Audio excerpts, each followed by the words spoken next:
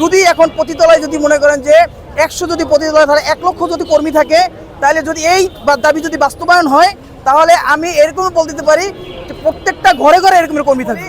একাধিক বিবাহ করা যাবে না, এরকম যদি দাবি ওঠে, তাহলে কি আল্লাহর সাথে কি বিদ্রোহী ঘোষণা করা হইলো কিনা? আর ইসলাম তো নারীদেরকে সমান অধিকার দেয় নাই, ইসলাম তো সমান অধিকার দেয় না, এর থেকে আরো ঊর্ধ্বে রাখছে, নারীদেরকে আরো ঊর্ধ্বে রাখছে।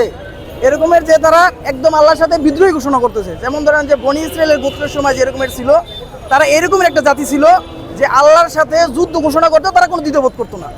তো বর্তমানে এখন আমি দেখতেছি সেই ইসরায়েলের এখন তারা যে দাবিগুলো জানাইছে একদম সম্পূর্ণ ভিত্তিহীন, সম্পূর্ণ এগুলো দিয়ে বাংলাদেশের কোনো সামনে ফিউচারে কোনো কিছু আশা করতে পারে না, যে ভালো একটা কিছু হবে এরকমটা আশা করতে পারে না।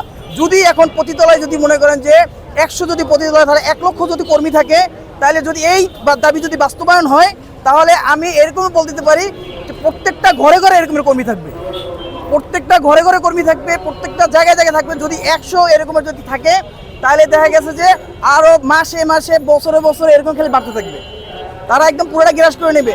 একটা প্রশ্ন এরকম কি করে দেখেন, যদি এখন এই যে সমান অধিকার গত এরকম একটা কথা ছিল সমান অধিকার, তারা এর জন্য কতভাবে কি করে নিছে। আর ইসলাম তো নারীদেরকে সমান অধিকার দেয় নাই, ইসলাম তো সমান অধিকার দেয় না, এর থেকে আরো ঊর্ধ্বে রাখছে, নারীদেরকে আরো ঊর্ধ্বে রাখছে।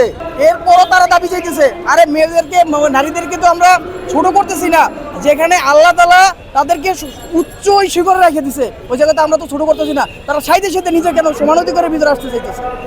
আবার বলতেছে কি, আল্লাহ তাআলা বলছেন যে 4টা বিবাহ করা একটা পুরুষের যদি সামর্থ্য থাকে, যদি তার সামর্থ্য থাকে, সমস্ত ভরণ পোষণ যদি সে দিতে পারে, তাহলে সে 4টা বিবাহ করতে পারবে। কে বলছে?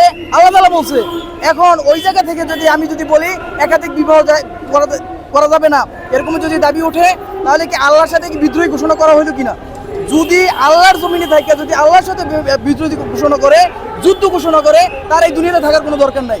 আর বাংলাদেশের ভিতরে যেহেতু একটা মুসলিম কান্ট্রির দেশ, এই দেশের ভিতরে এই ধরনের দাবিগুলো যে জানাইছে, এই দুঃসাহসের কারণে হয়তো বা তারা এখন আল্লাহর কাছে মাপ চাইবে, প্রকাশ্যে মাপ চাইবে, আর নয়তো বাংলাদেশ থেকে তারা বিদায় হয়ে যাবে।